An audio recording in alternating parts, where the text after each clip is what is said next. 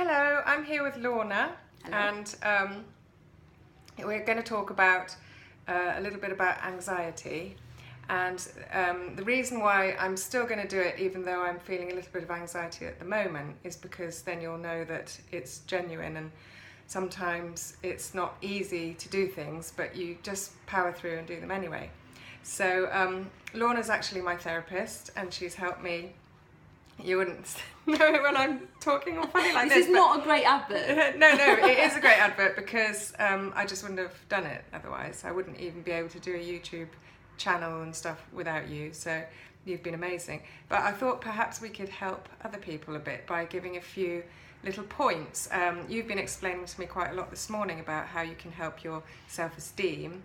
And you were telling me that maybe people can boost it by almost listing things that they do well and that are good about themselves. Yeah, absolutely. By taking on board the things that you're doing that are positive on a daily basis, rather than focusing on everything you're doing wrong or the things that that you're not happy with, which people tend to do when they're feeling low about themselves. You don't take on any of the stuff that you're doing that's you beat positive. yourself up and you focus on all the things that are negative. Absolutely. And then, so you're suggesting that we do actually all have things that either we're skilled at or are lovable about us. Absolutely.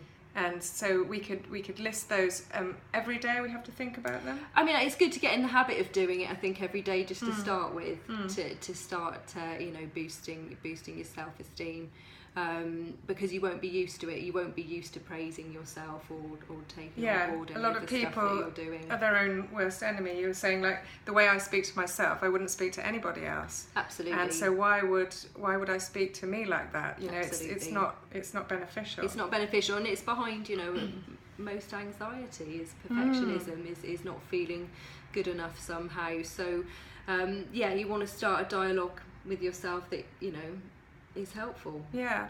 So you drew me a little diagram as well, which I'm going to hold up here. And so basically there are things you can't control and things you can control. And you were explaining that instead of constantly letting these thoughts spiral out of control about the things that we worry about, and literally we're not going to be able to change them. So you wrote in the middle all the things that you can control, which is more like your own behaviour and stuff. Yeah, that's it. The more we focus on what we can control in a situation, the easier we're going to handle it, and the less anxiety we're going to create. The more you can focus about on what you can control, so your own thoughts, your own reactions, your own attitudes, your own focus, like we were talking about, what you're focusing your attention on, what you give your time to. These are all things you can control, whereas other people's thoughts, other people's actions, other people's behaviours, things that are posted on social media. I mean, that's with family, friends, relationships, everything. People you work with.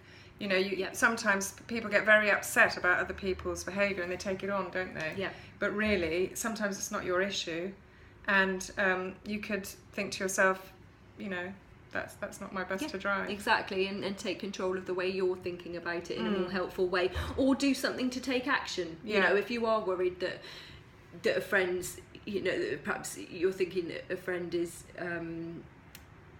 falling out with you or something like that, and you're worried that they're thinking, go and ask. Yeah.